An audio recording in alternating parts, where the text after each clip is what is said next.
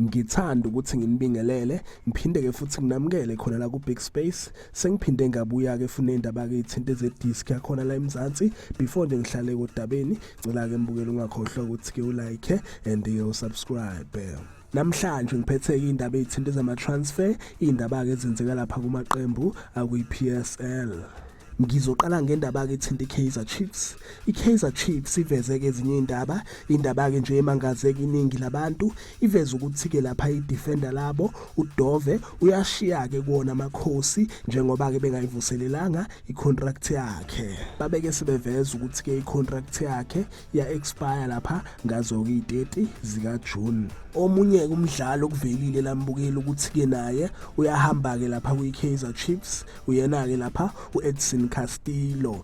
Ngike ngakhuluma ke ngaye uEdson Castillo ngendaba yakhe yokuthi ke naye uyahamba ke kuwona amakhosi.